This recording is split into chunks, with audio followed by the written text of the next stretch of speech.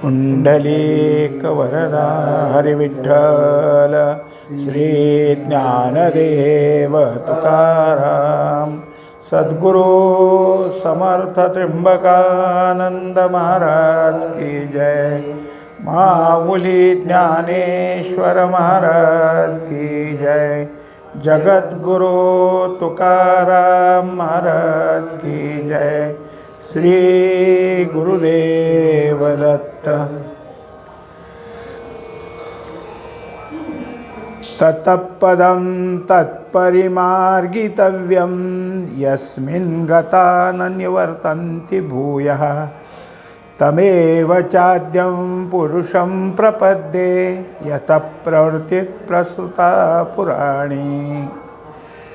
चौथा श्लोक यामध्ये जो परमात्मा आहे त्या परमात्म्याचा शोध घेऊन, त्या पदाचा शोध घेऊन जो त्या ठिकाणी स्थिर झालेला आहे तो परत आता या मृत्यूलोकाला, या जन्ममरणाला येत नाही।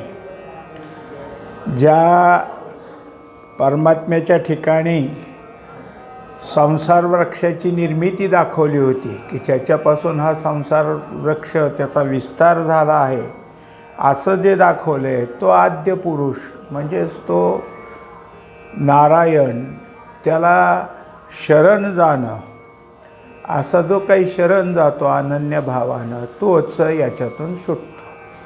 मागं काय विषय चालला आहे की हे जे काही सांगितलेलं संसार वृक्ष आहे त्यात सगळेच गुंतलेत।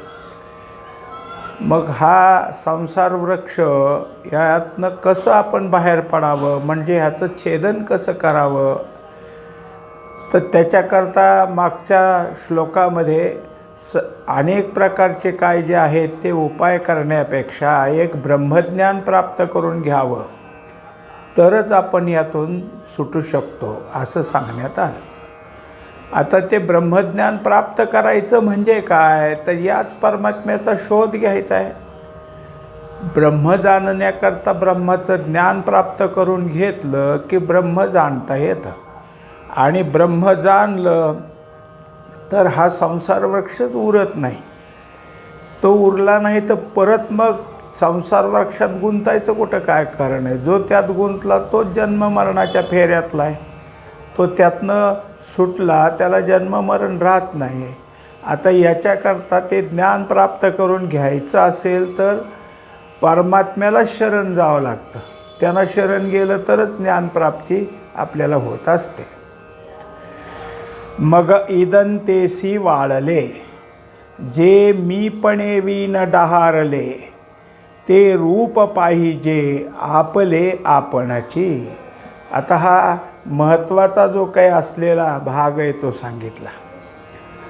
काय काय आपल्या ठिकाणी बदल व्हावे लागतील, कोणत्या कोणत्या गोष्टीची गरज आहे, तर सगळ्यात महत्त्वाचं आहे की हे समोर दिसत असलेलं जे जग आहे की ज्याला आपण हे म्हणतो, ते जग त्याच्या ठिकाणची झालेली सत्यता आणि त्या सत्यतेतून त्याच्याशी झालेला आपला संबंध, म्हणजे जीवाचा जगताशी जोपर्यंत संबंध आहे तोपर्यंत त्याला या संसार वृक्षामध्ये गुंतावं लागतं।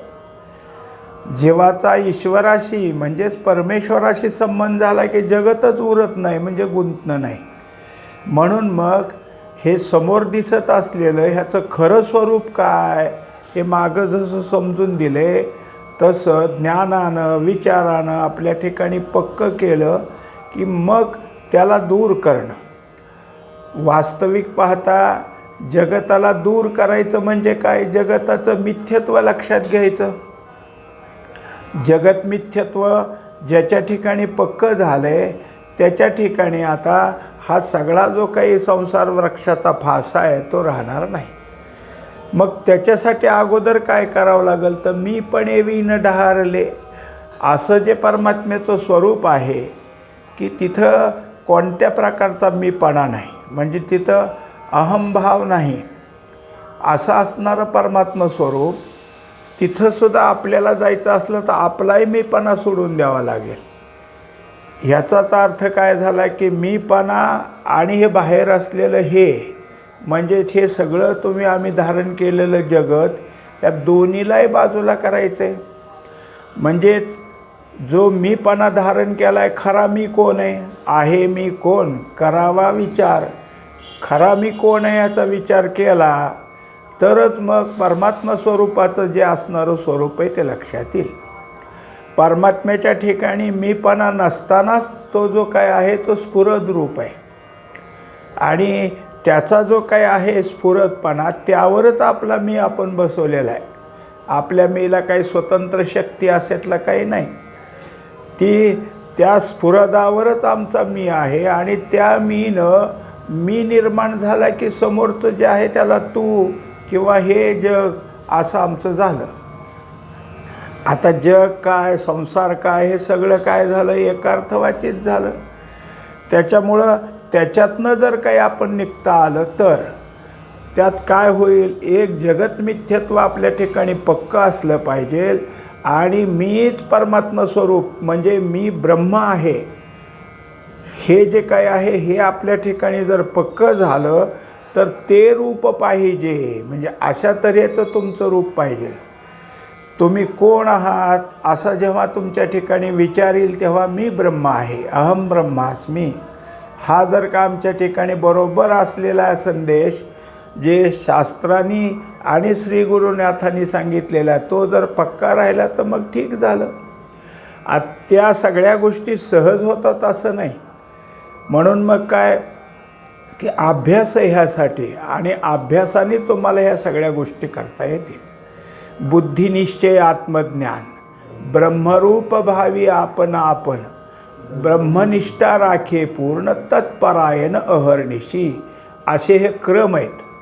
पहिलं काय आहे, आमच्या बुद्धीच्या ठिकाणी निश्चय झाला पाहिजे की ज्या देहाला मी म्हणलो ते नाही, कारण हा जे देह नेहमीच बदलणार आहे.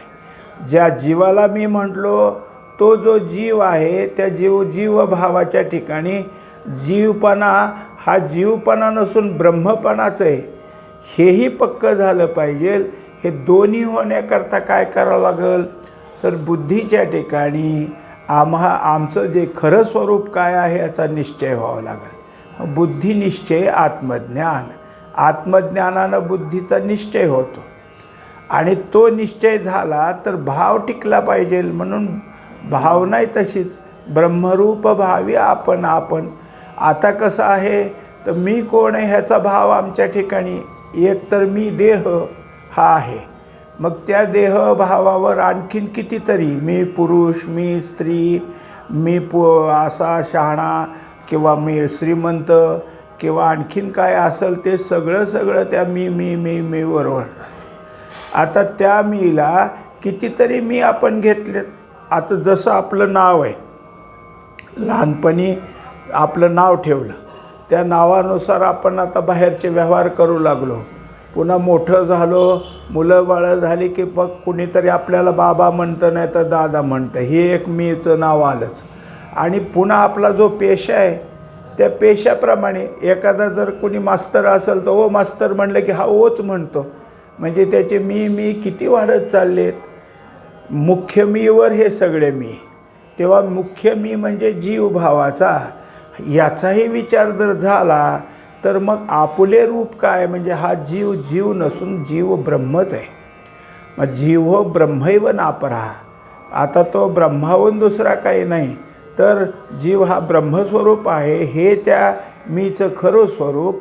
आणि इदन तेला वाळिले म्हणजे हे सगळं मिथ्या आहे, अनित्य आहे हे तर अगोदरपासून समजून दिलं, समजलेलंच पक्क ठेवलं तर ते रूप पाहिजे आपुले आपणाची. तेव्हा हेच खरं रूप आपल्या ठिकाणी त्या रूपाची परिपक्वता झाली तर सगळ्या गोष्टी झाल्या. मग हा संसार वृक्ष राहणारच नाही. परी दर्पणाचे नि आधारे एकच करोनी दुसरे, मुक पाहती गव्हारे तैसे नको हे. आता काय आहे, माऊलीने एक असं उदाहरण दिले की आरसा घ्यायचा आणि आपलं तोंड पाहायचं. असं कोण आहेत गव्हारे म्हणजे कोण तर अज्ञानीच. मग नुसते काय अज्ञानीच पाहतात काय, ज्ञानीसुद्धा पाहतात. पण या सगळ्यामध्ये काय आहे की त्यानं आपल्या तोंडाला दुसरं केलं आणि दुसरं करून काय केलं तर दुसरं करण्याचा जो काही त्याचा व्यवहार होता तो केला. त्याला गंध लावायचं असलं तर गंध लावलं, गंध लावलेलं नीट आहे बघायला त्याने मग आरसा घेऊन ते दुरुस्त केलं.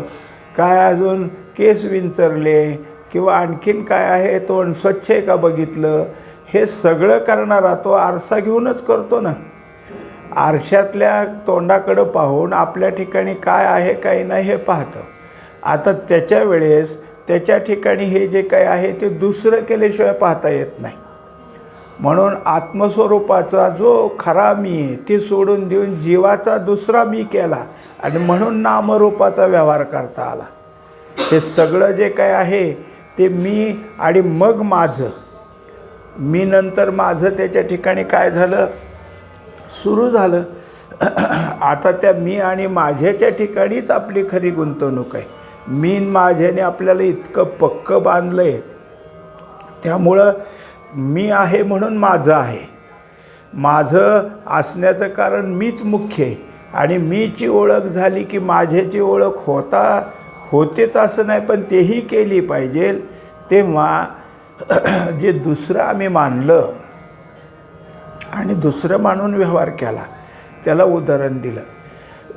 जसं आरशात मुख पाहून आम्ही त्या मुखाकडं पाहून आमचा जो काही गंध लावणं काही केस विंचरणं हा व्यवहार केला आहे हे दुसरं करून, तसं हे जीवपणाचा घेतलं आणि मग आहे. तेव्हा हा जीवपणा व्यवहारासाठी निर्माण केला होता हे जर लक्षात आलं तर तो जीवपणा ब्रह्माच्या ठिकाणी विलीन होईल. हे पहाणे ऐसे असे विहिरा, जैसा न मोडलिया विहिरा, मग आपुलिया उगमी झरा भरोनी ठाके. आता त्याला काय आहे की काही उदाहरणं अशी आपल्या पुढे द्यायची आहेत की ती उदाहरणं दिली तर मग आपलं जे काय आहे ते गैरसमजुती झाल्या, चुकीच्या समजुती झाल्या त्या सगळ्या निघून जातील. उदाहरण कसं आहे की एखाद्या जमिनीच्या ठिकाणी विहीर आपण खोदली की त्या विहिरीत पाणी लागतं. मग पाणी लागतं म्हणजे कुठलं, तिथं तो झरा आहे तोच बाहेर येतो. विहिरीत पाणी लागायला झरा असलाच पाहिजे ना, मग तो झरा व्हायला लागलेला झरा आपल्याला विहिरीतल्या पाण्यात येतो. पण विहीरच खांदली नाही, विहिरीचं खोदकाम केलंच नाही तर तिथला झरा आहे तो आहेच की, त्याला उघडं व्हायचं काहीच कारण नाही. तो तिथं जो काय आहे त्याचा साठा असेल म्हणा किंवा तिथून त्याचा प्रवाह असेल तो आहेच. म्हणून जसं विहिरीचं खोदकाम केलं नाही तर झरा त्याच्या जागेला आहे. तो आहे नाही हेही विचारात यायचं नाही, पण जसा तो त्या ठिकाणी भरोनी ठाके म्हणजे तो त्या ठिकाणी आहेच. जर विहीर खोदकाम झालं आणि झरा वर आला तर त्या असलेल्या पाण्याचा खर्च होऊ लागला. आता त्याचा काही खर्च होण्याचं कारण नाही, तो आहे तो त्या ठिकाणीच भरोनी ठाके. हे कधी झालं, विहीर जर खोदण्याचा आमच्या ठिकाणचा व्यवहार झाला नाही तर झरा आहे तसाच आहे. म्हणून हे सगळ्या गोष्टी का सांगायच्या तर व्यवहाररूपी व्यवहार आमचा काय असेल तो झाला, व्यवहार करण्याचं जे झालं की त्या व्यवहारात काहीतरी त्या ठिकाणी या सगळ्याचं खर्च होतं. कशाचं खर्च होतं तर त्या ज्ञानाचंच जीवाच्या ठिकाणातून खर्च होतो. पण जेव्हा जीव त्या ज्ञानाचा खर्च करतो तेव्हा तो निसता नाही आत्मज्ञान म्हणून खर्च करतोय का, थोडंसं करता म्हणून करतो, भोगता म्हणून करतो. हे सगळे त्याच्या हातात पुन्हा नावं निर्माण होतात. ना तरी आटलिया अंब निजबिंबी प्रतिबिंब नेहटे का नभी नभ घटाभावी. आता ते काही जे आहे त्या गोष्टी लक्षात आल्या म्हणजे मुख्य सिद्धांत काय सांगायचा हे पक्क होत असतं. सहजासहजी कधीच एक सिद्धांत सांगितला आणि सगळंच कळलं असं कळायला कितीतरी तल्लक बुद्धी पाहिजे. उत्तम बुद्धी असली तर नुसतं सांगूच तर कळालं, पण आपल्याकडं तसंच होत नाही. मग एकदा सांगून चालत नाही, दोनदा सांगून चालत नाही, असं किती वेळा तरी सांगावं लागतं. तेव्हा थोडं कळायला लागतं. म्हणून उत्तम बुद्धीच्या ठिकाणी सहज सिद्धांत कळतात आणि जी मध्यम बुद्धी असते तिच्या ठिकाणी त्याला प्रमाण दाखवावं लागतं. आणि त्याच्यापेक्षा कनिष्ठ बुद्धी असले म्हणजे नुसतं प्रमाण देऊन चालत नाही, त्याला दृष्टांत द्यावा लागतो. हे दृष्टांताकडं आलं म्हणजे सिद्धांताला दृष्टांत देणं म्हणजे सिद्धांत पक्का होणं. वास्तविक सिद्धांत हा पक्काच आहे, पण तो आमच्या दृष्टीने पुन्हा उकलून येण्याकरता दृष्टांताची गरज आली. आता तो दृष्टांत इथं असा आला. आत्तापर्यंतचे आपण 2-3 ओव्या पाहिल्या, त्यातही दृष्टांत आलेच. आताही सांगतात की जसं एखादं पाण्याचा साठा आहे आणि त्याच्यामध्ये पाणी असलं की आकाशाचं प्रतिबिंब पडतंच, पण पाणी आटून गेलं की प्रतिबिंब आटलं, कारण पाण्यात दिसत होतं. बिंब आहे तेच आहे. आता इथं होतं कसं, तर बिंबाचंही प्रतिबिंब आहे आणि जेव्हा प्रतिबिंब संपल तेव्हा ते प्रतिबिंब कुठं जाईल, तर बिंबाच्याच ठिकाणी जाईल, कारण बिंबाचंच ते प्रतिबिंब आहे. आणि जेव्हा प्रतिबिंबाचं कार्य संपतं तेव्हा ते आपोआप बिंब स्वरूप होतं. म्हणून मग प्रतिबिंब काय आहे की तिथून संपलं जाईल. हे कधी घडलं, पाणी आहे आणि पाण्यात दिसत होतं, पाणी आटलं की प्रतिबिंब बिंबाच्या ठिकाणी मिलीन झालं. नेहटे का नभी नभ घटाभावी.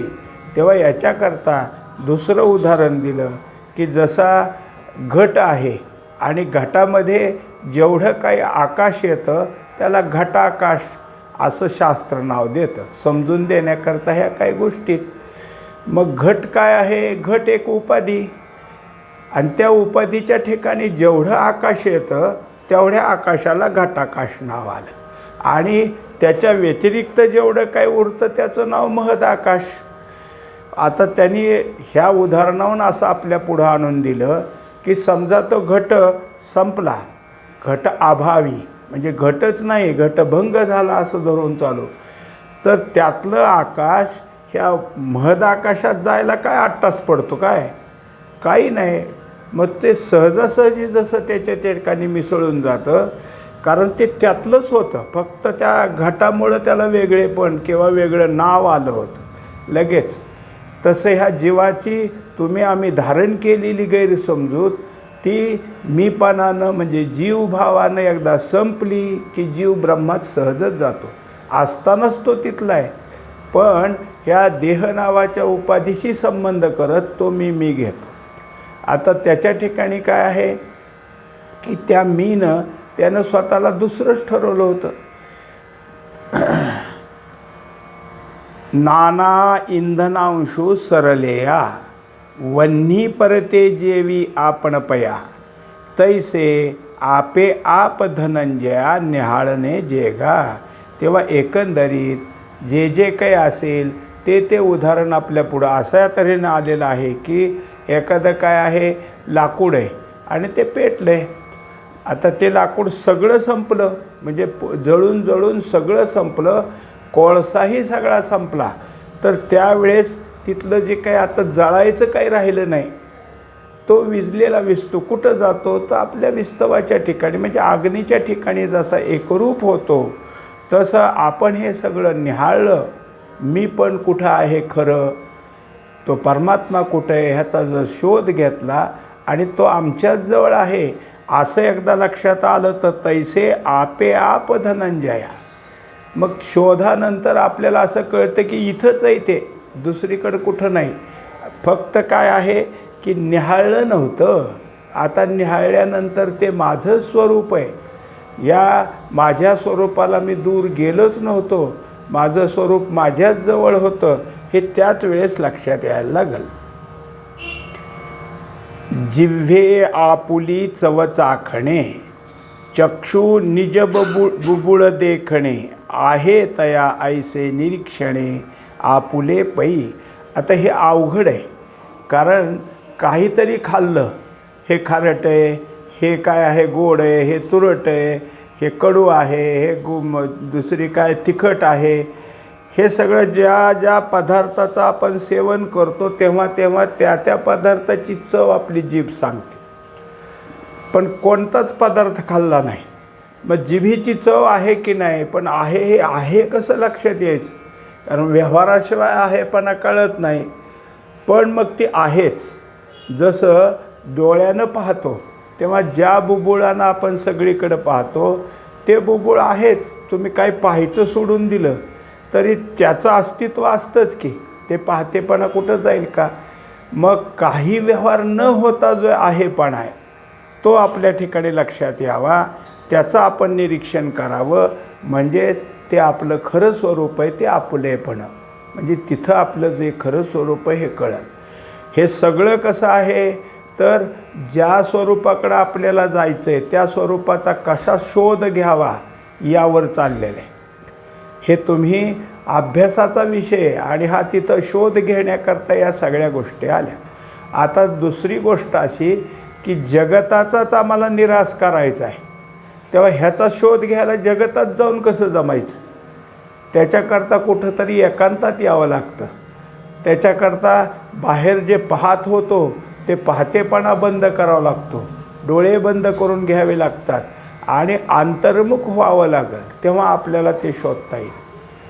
एरवी बाहेर तेच आहे सगळं, पण तेचही समजूत कुठं पक्की अजून. मग जेव्हा आपल्यातलं शोधून निहाळलं म्हणणं हे म्हणतात किंवा निरीक्षणे म्हणतात, ते आधी आपल्यातलं निरीक्षण करून आपलं स्वरूप आपल्याला लक्षात आलं की मग हे स्वरूप सगळीकडं आहे ते हळूहळू कळायला लागलं. हे अगोदर कळल्याशिवाय काय? जसं तुकोबाराय सांगतात की अगोदर विठ्ठल कोण आहे काय आहे हे कळालं पाहिजे. तो जर व्यवस्थित कळाला की हे परब्रह्म स्वरूपच आहे, मग विठ्ठल जळी स्थळी भरला, नंतर कळन. विठ्ठल कळाला पहिल्यांदा कळून नाही घेतला तो जळी स्थळी भरला कसं कळायचं? आता त्याच्यासाठी पहिल्यांदा त्याचं ज्ञान होण्याची गरज आहे. तसं आता हा जो काही आपल्यातच आहे त्याचं ज्ञान करणं, त्याचंच नाव आत्मज्ञान. त्या आत्मज्ञानाची आमच्या ठिकाणी जाणीवेनं आत्मा कळाला की आत्मा सर्व व्यापक आहे कळणं म्हणजे ब्रह्मज्ञान झालं. का प्रभेसी प्रभा मिळे, गगन गगनावरी लोळे, नाना पाणी भरले खोळे, पाणी पाणीयाची ये. तेव्हा ह्या सगळ्या गोष्टी काही दूर नाहीत. जे काही ज्ञान आहे त्या ज्ञानालाच आम्ही बाह्य व्यवहाराला वापर करत होतो म्हणून त्या ज्ञानाचं नाव अन्यथा ज्ञान किंवा विपरीत ज्ञान. आता ते ज्ञान आत्मज्ञानात स्वरूपाच्या जवळ आलं की ते ज्ञान मुख्य ज्ञानाच्या ठिकाणी मिसळून जाईल. म्हणून प्रभे प्रभा मिळे. दुसरी गोष्ट गगन गगनावरी लोळे, म्हणजे तीच वस्तू पण जोपर्यंत ती दूर आहे असं वाटत होतं ती तिथं गेली की एकरूपच आहे. ती त्याचंच स्वरूप आहे ना. त्याच्या स्वरूपात काय आहे? नाना पाणी भरले खोळे पाणी यायची. मग जसं काय केलं, एक मोठी घागर होती पाणी भरलेली आणि काही कारण म्हणून तांब्या भरून घेतला. मग त्याच घागरीतलं पाणी तांब्यात घेतलं. मग म्हणले नाही गरज त्याची, मग घागरीत ओतून टाकलं. तिथलंच आहे ना, ते घेतलं होतं खरं पण गरज नाही म्हणलं की ओतून दिलं की घागरीतलं पाणी घागरीत त्याच पाण्याशी एकरूप जसं होतं तसं हे सगळं दुरावलं होतं. ते एक केलं की आपलं स्वरूप तयार होतं.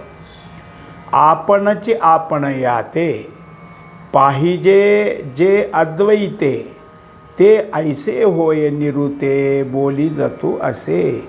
याचप्रमाणे आपणच आपल्या ठिकाणी झालं, जे द्वैत होतं त्या द्वैताच्या ठिकाणचं ऐक्य झालं की मग त्याचं नाव अद्वैत. अद्वैत एकदा पूर्ण झालं की आपणच आपल्याला मिळालं, आपलं स्वरूप आपल्या ठिकाणी झालं आणि जे काही आपल्यापणा झाला मी म्हणजे मीच, माझ्याशिवाय दुसरं काही नाही असं जेव्हा जाणीव आपल्या ठिकाणी तयार होते ह्याचं नाव अद्वैत. अद्वैत होण्याची गरज आहे. मी कोण आहे ह्याची जाणीव होऊन मीला कोणीतरी ठरवायला लागले की द्वैत झालं. म्हणून द्वैत दूर करण्याकरताच सगळे जे काही चाललेले ज्ञानाचे व्यवहार आत्मज्ञान घेऊन आम्ही काय करायचं आहे तर द्वैतच दूर करायचं आहे. आणि द्वैत दूर झालं की जे केवळ उरतं ते आपलं स्वरूप, त्याचं नाव अद्वैत. हे अद्वैत कोणाला म्हणतात त्याचं आपल्या पुढं सांगितलं. जे पाहिजते वीन पाहिजे, काही नेणनेची जाणीजे, आद्य पुरुष का म्हणजे जया ठाया ते. तेव्हा आता त्याच्या ठिकाणी जे काही असेल वास्तविक पाहता आमच्याजवळ निर्माण होतं पाहिजे तिथं कशाचं पाहिजे काय. मग जे काही असेल ते तिथंच आहे. पण समजा ज्या कोणी अभ्यासू व्यक्तीला निरीक्षण करणाऱ्या व्यक्तीला सुखाची इच्छा झाली हे पाहिजे पण आलं. मग पाहिजे म्हणायला सुख कुठं आहे तर तिथंच आहे. आपलं स्वरूप म्हणजे सुख आहे. पण आपल्या स्वरूपाचं सुख याला जर आपल्याला वाटायला लागलं की हे सुख मला पाहिजे तर आपल्या स्वरूपाच्या ठिकाणी गेला की सुखच सुख.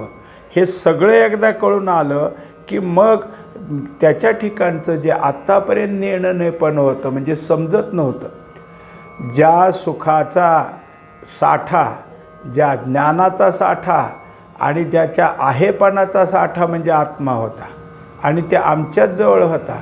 पण हेच आमच्याजवळ काय होतं की निर्णयाची ते म्हणजे नाहीपणात गेलं तर आम्हाला कळत नव्हतं.